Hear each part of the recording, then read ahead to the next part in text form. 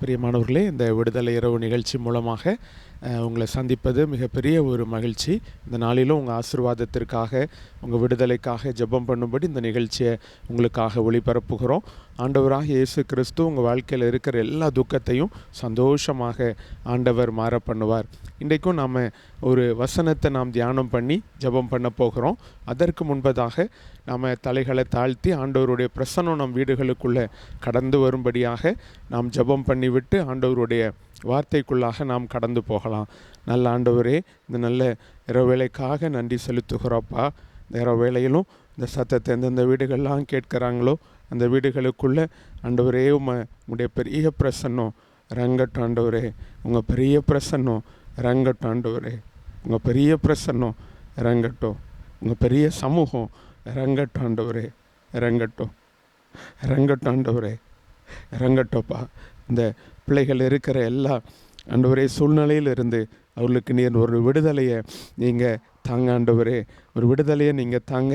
அவங்க வாழ்க்கையில் பெரிய ஆசீர்வாதத்தை நீங்கள் கட்டளையிடுங்க. ஆண்டவரே, அவங்க வீட்டுக்குள்ளே இருக்கிற எல்லா இருளும் மாறி போகட்டும். ஆண்டவரே, கட்டுகள்லாம் உடைக்கப்படட்டோப்பா. கண்ணீரோடு இந்த நிகழ்ச்சியை பார்க்குற ஒவ்வொரு வீடுகளுக்குள்ளும் உங்கள் பிரசன்னம் கடந்து போகட்டும். அவர்களை நீங்கள் விடுதலை செய்யுங்க. இயேசுவின் மூலம் ஜெபிக்கிறோம் ஜீவனுள்ள நல்ல பிதாவே, ஆமேன். இன்றைக்கும் வேதத்திலிருந்து ஒரு அற்புதமான ஒரு சம்பவத்தை இன்றைக்கு நாம் தியானம் பண்ணி இன்றைக்கு நாம் ஜெபம் பண்ண போகிறோம். ஒருவேளை இன்றைக்கு ஒரு வேதனையான ஒரு சூழ்நிலைக்குள்ளே இருக்கலாம், கஷ்டமான ஒரு சூழ்நிலைக்குள்ளே இருக்கலாம், பாதகமான ஒரு சூழ்நிலைக்குள்ளே நீங்கள் இருக்கலாம். உங்களுக்கு அது வேதனையான, கஷ்டமான, கடினமான ஒரு சூழ்நிலை, அது மாறுமா என்று சொல்லி வேதனையோடு இந்த நிகழ்ச்சியை பார்த்து கொண்டு இருக்கலாம். ஆனால் வேதம் என்ன சொல்லுகிறது? கர்த்தர் அன்பு கூறுகிறவர்களுக்கு சகலமோ நன்மைக்கு ஏதுவாக நடக்கிறது என்று வேதம் சொல்லுகிறது. அப்போ ஆண்டவர் அந்த சூழ்நிலைகளை உங்களுக்கு ஆண்டவர் அனுமதித்திருக்கிறது நோக்கம் நன்மைக்கு ஏதுவாகத்தான். உங்கள் வாழ்க்கையில் நல்ல நோக்கம், நல்ல காரியங்களை நிறைவேற்றும்படியாகத்தான் ஆண்டவர் அந்த சூழ்நிலைகளை அனுமதித்திருக்கிறார். ஆகவே கவலைப்படாதீங்க. உங்கள் பாதகமான சூழ்நிலையை ஆண்டவர் மாற்றி ஆண்டவர் ஆசீர்வாதங்களை உங்கள் வாழ்க்கையில் கட்டளையிடுவார். பாருங்கள், இன்றைக்கு நாம் வேதத்திலிருந்து தியானம் பண்ண போகிறோம். எதற்கு அந்த கடினமான அந்த சூழ்நிலை வழியாக கடந்து போக வேண்டும்?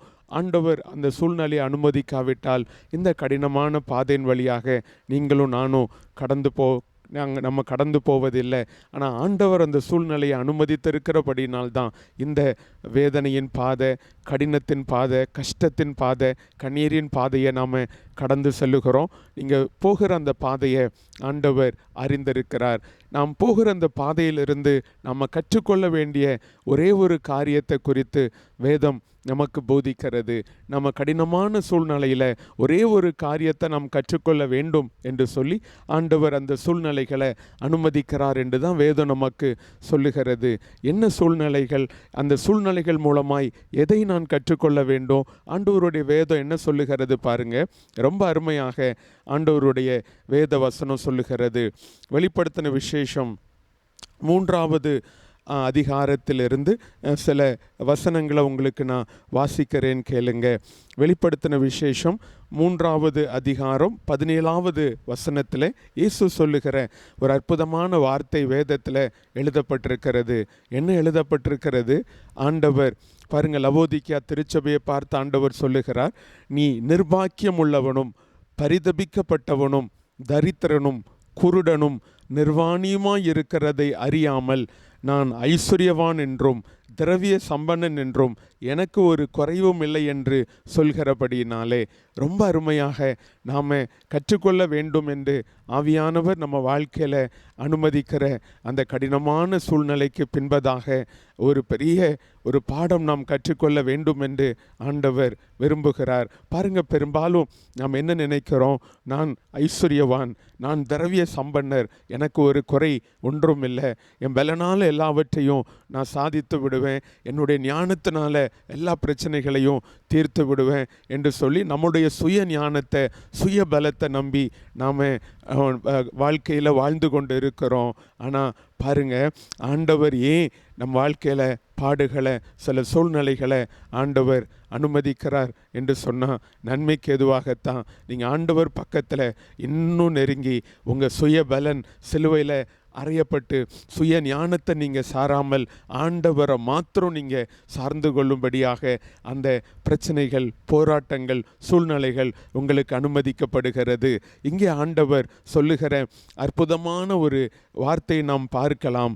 என்ன பார்க்கிறோம் பாருங்க. ஆண்டவர் சொல்லுகிறார், நான் ஐஸ்வர்யவான், திரவிய சம்பன்னர், எனக்கு ஒரு குறைவும் இல்லை என்று நீ சொல்கிறபடியினாலே ஆண்டவர் சொல்லுகிறார். இப்படி தான் நீ நினைத்து கொண்டிருக்கிற, ஆனால் உன்னுடைய உண்மையான நிலவரம் என்ன? ஆண்டவர் சொல்லுகிறார் பாருங்க, நீ நிர்பாக்கியமுள்ளவன், பரிதபிக்கப்பட்டவன், தரித்திரன், குருடன், நிர்வாணியுமாயிருக்கிறாய். இதை நீ அறிந்து கொள்ள வேண்டும் என்று ஆண்டவர் விரும்புகிறார். நம் வாழ்க்கையில் வருகிற எல்லா பிரச்சனைகளும், போராட்டங்களும், வியாதிகளும் நமக்கு ஒன்றை கற்றுக்கொண்டு கொடுக்கிறது. ஏன் சுய பலத்தினால என்னால் ஜெயிக்க முடியாது, என்னுடைய சுய ஞானத்தினால இந்த பிரச்சனையிலிருந்து நான் வெளியே வர முடியாது, நான் இந்த உலகத்தில் நிர்பாக்கியம் உள்ளவன், நான் இந்த உலகத்தில் பரிதபிக்கப்பட்டவன், தரித்திரன், குருடன், நான் நிர்வாணியமாய் இருக்கிறேன் என்பதைத்தான் அந்த பிரச்சனைகள், பாடுகள், வியாதிகள் மூலமாக நாம் உணர்ந்து கொள்ளுகிறோம். இந்த உணர்வு தான் நம்மை ஆண்டவரிடத்தில் நடத்துகிற ஒரு ஆசிரியராக, உபாத்தியாராக இருக்கிறது என்று வேதம் நமக்கு சொல்லுகிறது. பாருங்க, இப்படி ஒரு உணர்வு ரொம்ப ஆசீர்வாதமான உணர்வு. இதை எப்படி நாம் உணர்கிறோம்? பிரச்சனைகள், போராட்டங்கள் வரும்போது தான் இதை நாம் உணர்ந்து கொள்ளுகிறோம். ஆம், நான் நிர்பாக்கியம் உள்ளவன், நான் பரிதபிக்கப்பட்டவன், நான் தரித்திரன், நான் குருடன், நான் நிர்வாணியமாக இருக்கிறேன், என் பலத்தினால இந்த வியாதிகளை மேற்கொள்ள முடியாது, என்னுடைய பலம் போதாது, என்னுடைய பலத்தினால இந்த போராட்டத்தை என்னால் மேற்கொள்ள முடியாது என்று சொல்லி நம்முடைய அவல நிலையை அறிந்து கொள்ளுகிறோம். பாருங்க, இயேசு ரொம்ப அருமையாக லவோதிக்கா சபையை பார்த்து ஆண்டவர் சொல்லுகிறார், உன் அவல நிலையை நீ அறிந்து விட்டா நீ என்ன செய்வியா? ஆண்டவர் சொல்லுகிறார் பாருங்க. இதை நாம் அறிந்து விட்டால் அடுத்தது நாம் என்ன செய்வோமா? அடுத்தது 18வது அதிகாரத்தில் ஆண்டவர் சொல்லுகிறார், நீ என்ன செய்வாய்? என்னிடத்திலே நீ கடந்து வருவாய். அப்போ என்றைக்கு நீ நிர்பாக்கியம் உள்ளவன், பரிதபிக்கப்பட்டவன், தரித்திரன், குருடன், நிர்வாணி என்பதை நீ உணர்ந்துட்டா அடுத்தது நீ என்ன செய்வாய்? என்கிட்ட நீ கடந்து வருவாய். அதைத்தான் ஆண்டவர் சொல்லுகிறார் 18வது அதிகாரத்தில், நான் நீ ஐஸ்வர்யவானாகும்படிக்கு நெருப்பிலே புடமிடப்பட்ட பொன்னையும் ஆண்டவர் சொல்கிறாரு, நீ இதெல்லாம் உணர்ந்து என்கிட்ட வந்தீன்னா நான் உனக்கு இந்த ஆசீர்வாதத்தெல்லாம் தர விரும்புகிறேன். ஐஸ்வர்யவான் ஆகும்படிக்கு நெருப்பிலே புடமிடப்பட்ட பொன்னையும் உன் நிர்வாணமாகிய அவலட்சணம் தோன்றாதபடிக்கு நீ உடுத்தி கொள்ள வெண்வஸ்திரமும் என்னிடத்திலே வாங்கி கொள்ளவும் ஆண்டவர் சொல்கிறாங்க. நீ பார்வையடையும்படி உன் கண்களுக்கு கலிக்கம் போடும் வேண்டும் என்று உனக்கு ஆலோசனை சொல்லுகிறேன். ஆண்டவர் பாருங்க, ரொம்ப அற்புதமாக சொல்கிறாரு, நீ பரிதபிக்கப்பட்டவன், நீ குருடன், நீ நிர்வாணியமாக இருக்கிற, அதை அறிந்துட்டா நீ என்கிட்ட வருவ. நான் உனக்கு எல்லா ஆசீர்வாதத்தையும் நான் உனக்கு வைத்திருக்கிறேன். உன் குறைவுகளை நிறைவாக்குகிற நன்மைகளை நான் உனக்கு வைத்திருக்கிறேன். உன் வியாதிகளை சுகமாக்குகிற கிளையாத்தின் பிசின் தைலத்தை நான் உனக்கு வைத்திருக்கிறேன். நீ உடுத்தி கொள்ள வெண்வஸ்திரத்தை உனக்கு நான் தருவேன். சோர்ந்து போய் இருக்கிற உனக்கு நான் பலன் தருவேன். என்னிடத்துல எல்லாம் இருக்கிறது. இயேசு சொல்லுகிறார், அவருடைய பரிபூர்ணத்தினாலே நாம் கிருபை மேலே கிருபை பெற்றுக்கொள்ளுகிறோம். அதைத்தான் பிரச்சனை நம்ம வாழ்க்கையில் கற்றுக் கொடுக்கிறது. ஒவ்வொரு பிரச்சனைகளும், போராட்டங்களும் நம்ம என்ன செய்கிறது? இயேசுவின் இடத்திலே நம்மை நடத்தி கொண்டு போகிறது. எல்லா பிரச்சனைகள், போராட்டங்கள் நம்ம என்ன உணர்த்துகிறது? நான் இயலாதவன், எனக்கு ஆண்டவருடைய உதவி தேவை என்று சொல்லி எல்லா சூழ்நிலைகளும் நம்ம ஆண்டவர் பக்கத்தில் தான் கொண்டு போகிறது. இதைத்தான் ஆண்டவர் இந்த லவோதிக்கா திருச்சபைக்கு ஆண்டவர் சொல்லுகிறார். கடைசியாக ஆண்டவர் ஒரு வசனம் சொல்லுகிறார். ஆண்டவர் சொல்லுகிறார், இதோ வாசப்படியில் நின்று நான் கதவுகளை தட்டுகிறேன். ஆண்டவர் சொல்கிறாரு, உன் வாசப்படியில் நின்று நான் கதவுகளை தட்டுகிறேன், எனக்கு நீ கதவுகளை திறந்து இடங்கொடு. பாருங்க, இன்றைக்கு அநேக மனிதர்கள் நம்ம ஆண்டவருக்கு இடம் கொடுப்பதே இல்லை. என் பலத்தினால நான் என் பிரச்சனைகளை பார்த்து கொள்ளுகிறேன், என் சுயபலத்தினால எல்லாவற்றையும் நான் செய்து முடிக்கிறேன், என் ஞானத்தினால என் எதிர்காலத்திற்கு நான் திட்டம் பண்ணுகிறேன், எனக்கு எதற்கு கடவுள், எதற்கு எனக்கு தேவ ஆவியானவர் என்று சொல்லி தங்களுடைய சுய ஞானம் சுய பலத்தை நம்பி வாழ்கிறார்கள். வேதம் ரொம்ப அருமையாக சொல்லுகிறது. பாருங்க, நம்ம வேதத்தில் எரேமியா தீர்க்கதரிசிக்கு எழுதின அந்த அருமையான ஒரு புஸ்தகத்தில் ஆண்டவர் ரொம்ப அருமையாக சொல்லுகிறத வேதம் நமக்கு அற்புதமாய் போதிக்கிறத நம்ம வேதத்தில் வாசிக்கிறோம். பாருங்க, ஆண்டவருடைய வசனம் சொல்லுகிறது. எரேமியா 17வது அதிகாரத்தில் 2 கூட்டமான ஜனங்களை குறித்து ஆண்டவருடைய வசனம் நமக்கு சொல்லுகிறது. எரேமியா 17வது அதிகாரம் 5 பாருங்க 8வது வசனம் வரைக்கும் உள்ள வார்த்தையில் ஆண்டவர் 2 கூட்டமான ஜனங்கள் உலகத்தில் இருக்கிறார்கள் என்று ஆண்டவர் போதிக்கிறத வேதத்தில் வாசிக்கிறோம். ஒரு கூட்டத்தார் சபிக்கப்பட்டவர்களாம், ஒரு கூட்டத்தார் ஆசிர்வதிக்கப்பட்டவர்களாம். யார் அந்த 2 கூட்டத்தார்? இன்றைக்கி இந்த செய்தியை கேட்டுக்கொண்டிருக்கிற நீங்கள் இன்றைக்கி எந்த கூட்டத்துக்குள்ளே இருக்கிறீங்க? வேதம் அதை எப்படி சொல்லுகிறது பாருங்க. எரேமியா 17வது அதிகாரம் 5வது 6வது வசனத்திலே சபிக்கப்பட்ட ஒரு கூட்டத்தை குறித்து வேதம் நமக்கு போதிக்கிறது. யார் அந்த சபிக்கப்பட்ட கூட்டத்தார்? வேதம் சொல்லுகிறது, மனுஷர் மேல் நம்பிக்கை வைத்து மாம்சமானதை தன் புயபலமாய் கொண்டு கர்த்தரை விட்டு விலகுகிற இருதயமுள்ள மனுஷன் சபிக்கப்பட்டவன் என்று கர்த்தர் சொல்லுகிறார். அவன் அந்தர வெளியில் கரளையாய் போன செடியைப் போல் இருந்து நன்மை வருகிறதை காணாமல் வனாந்தரத்தின் வறட்சியான இடத்திலும் குடியில்லாத ஓர் நிலத்திலும் தங்குவான். பாருங்க, ஒரு கூட்டத்தை குறித்து வேதம் ரொம்ப அற்புதமாய் சொல்லுகிறது. யார் இந்த கூட்டத்தாரா?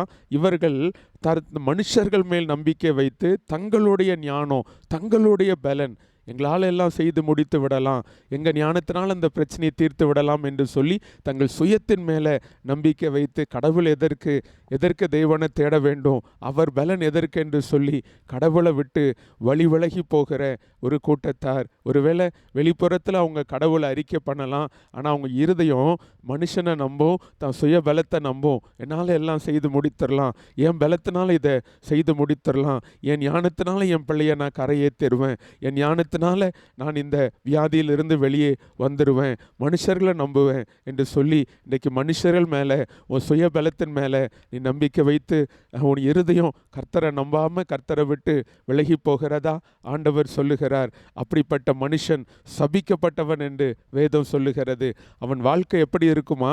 அந்தர வெளியிலே கரளையாய் போன செடியை போல் இருந்து நன்மை வருகிறதை காணாமல் வனாந்திரத்தின் வறட்சியான இடங்களிலும் குடியில்லாத ஓர் நிலத்திலும் தங்குவானா. அவனுடைய வாசஸ்தலம் எப்படி இருக்குமா? பாலைவனத்தில் ஒரு மனிதன் தங்கினா எப்படி இருக்கும்? மழை இருக்காது, தண்ணீர் இருக்காது, அங்கே ஓர் நிலம், அங்கே எந்த ஒரு புல் பூண்டுகள் இருக்காது, எந்த ஒரு உயிரினங்களும் இருக்காது. அப்படிப்பட்ட ஒரு சபிக்கப்பட்ட ஒரு வாழ்க்கை, அந்த வனாந்தரத்தை போல அவன் வாழ்க்கை இருக்குமா? பரிசுத்த ஆவியானவருடைய பலன் வாழ்க்கைக்குள்ளே கடந்து வருகிறது இல்லை, அவன் பிள்ளைகள் மேலே அபிஷேகத்தின் வல்லமை கடந்து வருகிறது இல்லை, பரிதபிக்கப்பட்ட வாழ்க்கை. ஆனால் 2வது ஒரு கூட்டத்தாரை குறித்து வேதம் சொல்லுகிறது. யார் அந்த கூட்டத்தார்? வேதம் சொல்லுகிறது, கர்த்தர் மேல் நம்பிக்கை வைத்து கர்த்தரை தன் நம்பிக்கையாய் கொண்டு இருக்கிற மனுஷன் பாக்கியவான். 2வது ஒரு கூட்டத்தார் இருக்கிறாங்களாம். யார் அந்த கூட்டத்தார்னா, என் சுயபலத்தினால என்னால் இதை சாதிக்க முடியாது, என் சுயபலத்தினால இந்த பிரச்சனைகளை என்னால் மேற்கொள்ள முடியாது, என் சுயபலத்தினால என்னால் அந்த வியாதியிலிருந்து வெளியே வர முடியாது, எனக்கு கடவுளுடைய உதவி தேவை என்று சொல்லி எப்பொழுது பிரச்சனை தலைக்கு மேலே போகிறதோ, எப்பொழுது பிரச்சனை தன் சுயபலத்துக்கு மேலே போகிறதோ, அப்போ தான் மனிதன் தன்னுடைய சுயத்தின் மேல் நம்பிக்கை வைக்கிறத விட்டு கர்த்தரை தேடுகிறான். கடவுள் ஒருத்தர் உண்டா, எனக்கு விடுதலை கொடுக்க மாட்டாரா என்று அவன் இருதயம் தேவனை தேடுகிறது. எப்போ தேடுகிறது பாருங்க, அவன் தலைக்கு மேலே அவன் பலத்துக்கு மிஞ்சின போராட்டம் அவனுக்கு வரும்போது தான் தெய்வத்தை தேடுகிறான். அதனால்தான் ஆண்டவர் நம்ம வாழ்க்கையில் சில போராட்டத்தையும் பிரச்சனைகளையும் ஆண்டவர் அனுமதிக்கிறார். ஏன்னா அந்த போராட்டத்தின் நடுவில் உன் சுயபலத்தை நீ சார்ந்திருக்க கூடாது, எல்லாவற்றையும் உனக்கு ஆசீர்வாதமாய் முடித்து தருகிற கர்த்தர் மேலே நீ நம்பிக்கை வைக்க வேண்டும் என்று சொல்லி தான் ஆண்டவர் அந்த சூழ்நிலைகளை நன்மைக்கு ஏதுவாய் அனுமதித்திருக்கிறார். இந்த சூழ்நிலையிலும் ஆவியானவர் பேசுகிறார், நீ சுய பலத்தின் மேல் நம்பிக்கை வைக்காமல், உன்னுடைய மாம்ச பலத்தின் மேல் நம்பிக்கை வைக்காமல், மனுஷர்கள் மேல் நீ நம்பிக்கை வைக்காமல் ஆண்டவர் மேலே நீ நம்பிக்கை வைத்தால் ஆண்டவர் அந்த சூழ்நிலையில் இருந்து, அந்த பிரச்சனை எப்பேற்பட்டதாக இருந்தாலும் உன்னை ஆண்டவர் விடுதலை செய்வார். அதைத்தான் சங்கீதம் 22 போதிக்கிறது. கர்த்தரை நம்பி அவர்கள் வெட்கப்பட்டு போகாதிருந்தார்கள், உம்மை நோக்கி கூப்பிட்டு தப்பினார்கள் என்று சங்கீதம் 22 வாசிக்கிறோம். அன்பு தேவனுடைய பிள்ளைகளே, இன்றைக்கும் வாழ்க்கையில் காணப்படுகிற எல்லா போராட்டங்கள், பிரச்சனைகள், வியாதிகள் எல்லாம் நன்மைக்கு ஏதுவாகத்தான். நீ மனுஷன் மேலே நம்பிக்கை வைக்கிறத விட்டு மாம்சமானதை உன் சுய பலத்தின் மேல் நம்பிக்கை வைக்கிறத விட்டு ஆண்டவர் மேலே நீ நம்பிக்கை வை. அதான் ஆண்டவர் இன்றைக்கு சொல்லுகிறார்.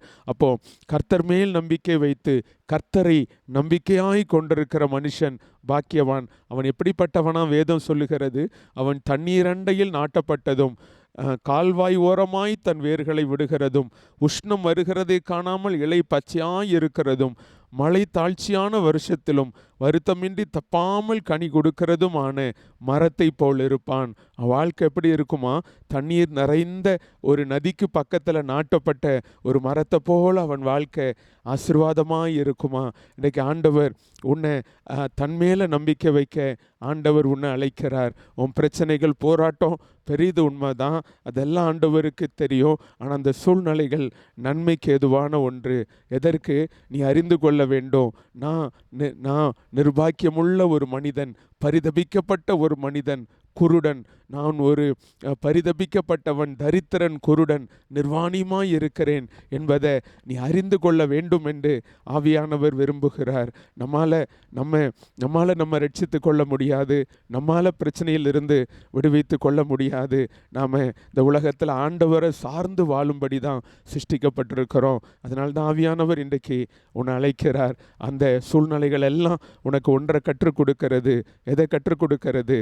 நான் நிர்பாக்கியமுள்ள ஒரு மனிதன், என் பலத்தினால என்னால் எதையும் சாதிக்க முடியாது, எனக்கு உங்கள் உதவி தேவை ஏசப்பா, எனக்கு உங்கள் ஒத்தாசை தேவை ஏசப்பா, நான் பரிதபிக்கப்பட்ட மனிதன், நான் குருடன், நாளைக்கு என்ன வருகிறது ஆபத்துன்னு எனக்கு தெரியாது, எனக்கு உங்கள் உதவி தேவை ஏசப்பான்னு சொல்லி நீ ஆண்டவரை சார்ந்து கொள்ள வேண்டும் என்று ஆண்டவர் எதிர்பார்க்கிறார்.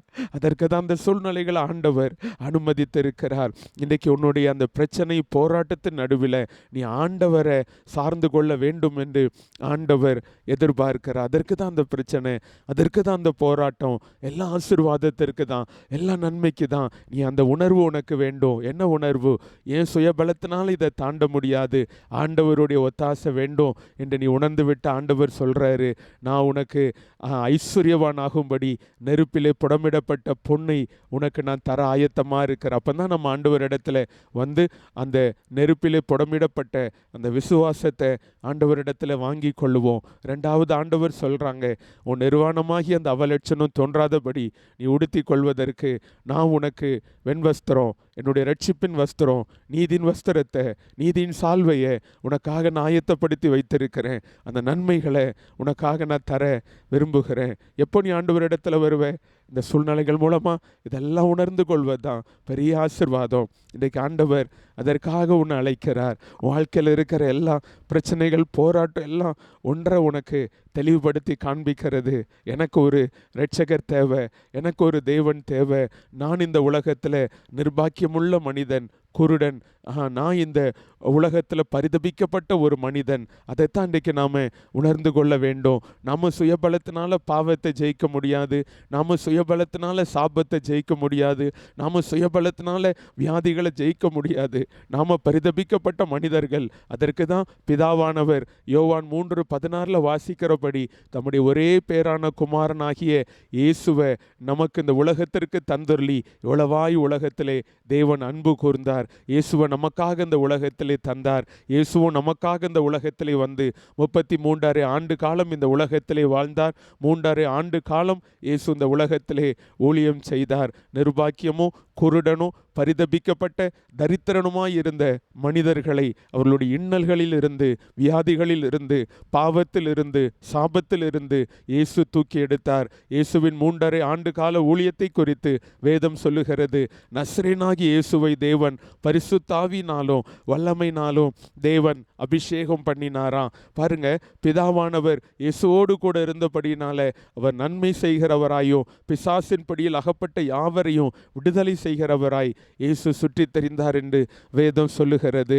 உங்களுக்காக இந்த உலகத்திலே வந்தார். பரிதபிக்கப்பட்ட குருடன், நிர்பாக்கியம், நிர்கதியற்ற அந்த மனிதனுக்கு உதவி செய்யும்படி இயேசு இந்த உலகத்திலே வந்து மனிதனுக்காக இந்த உலகத்திலே அவர் இறங்கி வந்து மனிதனுடைய பாவம் சாபத்தை இயேசு சிலுவையில் சுமந்து பாருங்க, அந்த கொல்கொதா மலையில் 6 மணி நேரம் மனிதனுடைய பாவத்துக்காக சாபத்துக்காக பரிகார பலியாய் பாவம் செய்யாத அவர் நமக்காக பாவமாக்கப்பட்டார். அவர் வாயில் வஞ்சனை காணப்படவில்லை.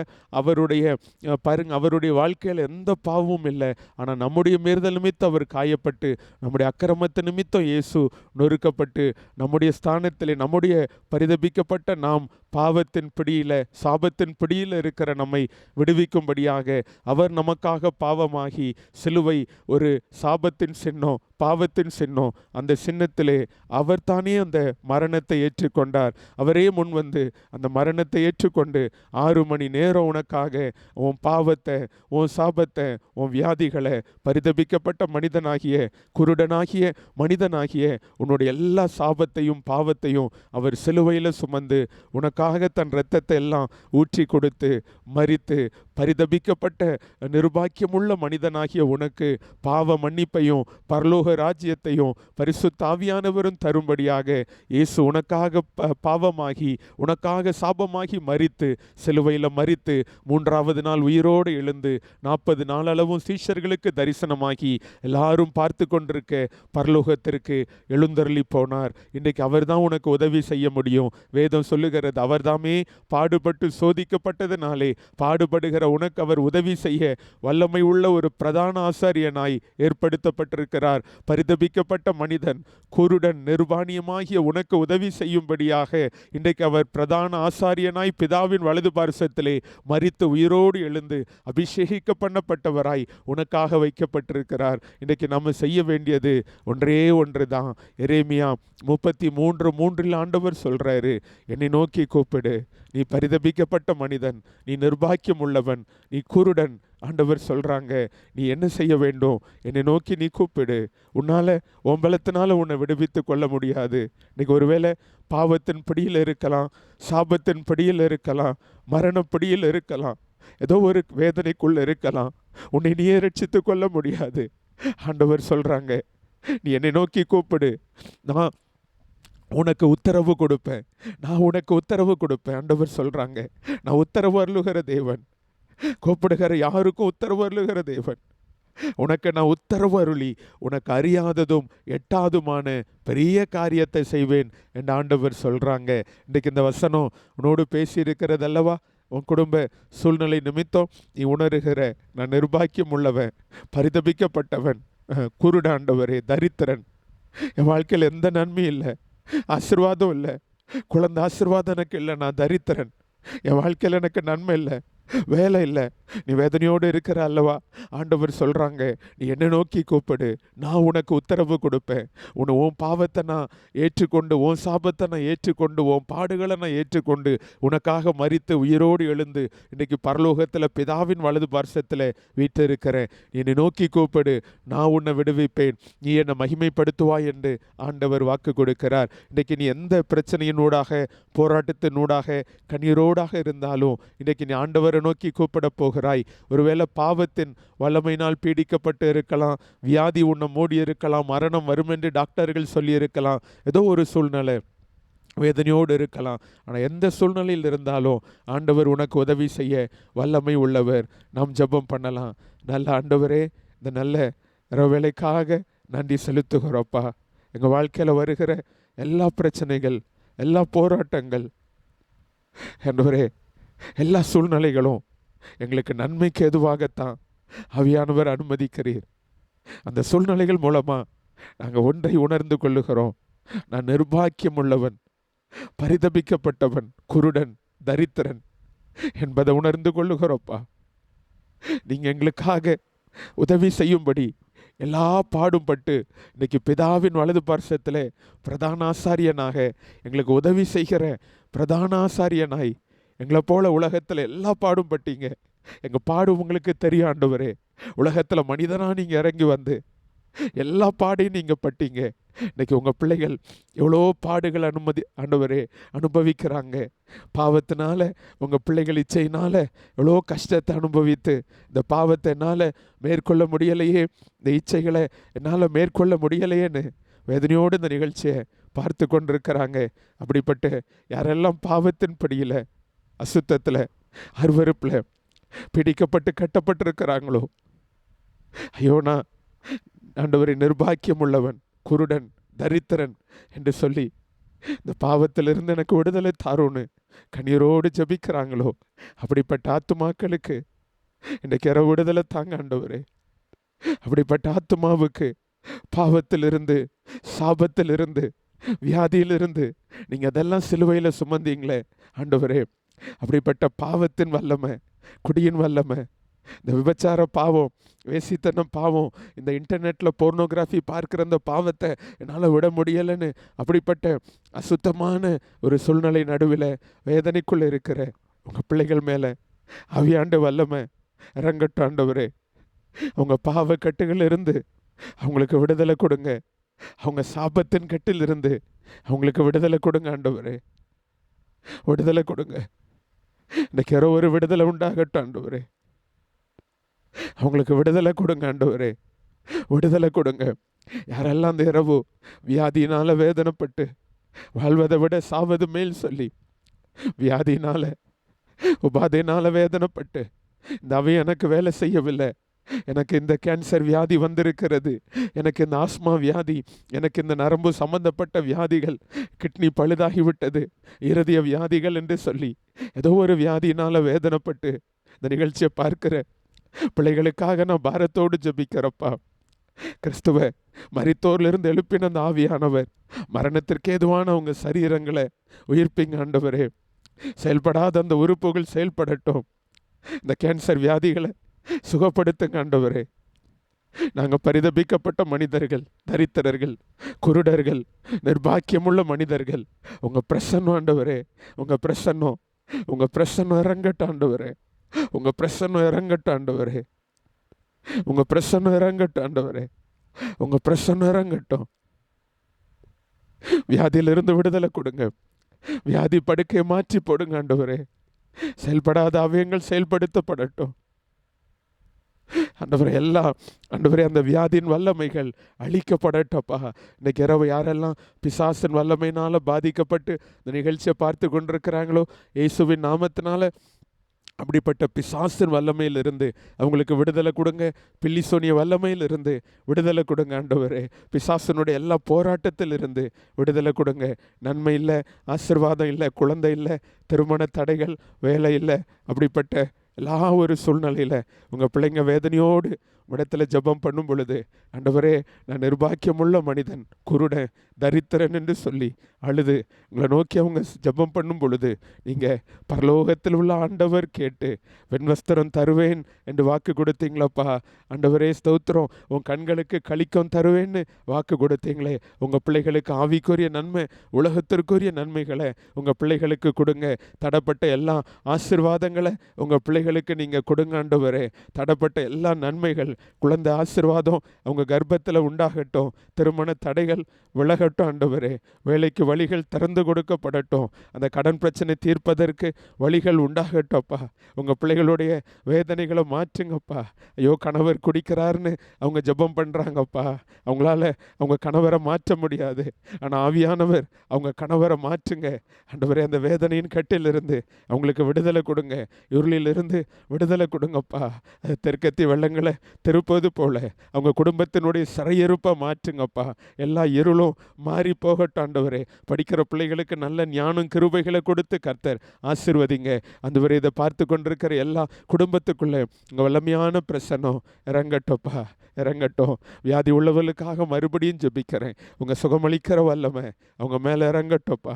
யார் முடமாகி படுத்திருக்கிறாங்களோ உங்கள் சுகமளிக்கிற வல்லமை, உங்கள் கிளையாத்தின் பிசின் தைலம் அவங்க வீட்டுக்குள்ளே இறங்கட்டோப்பா.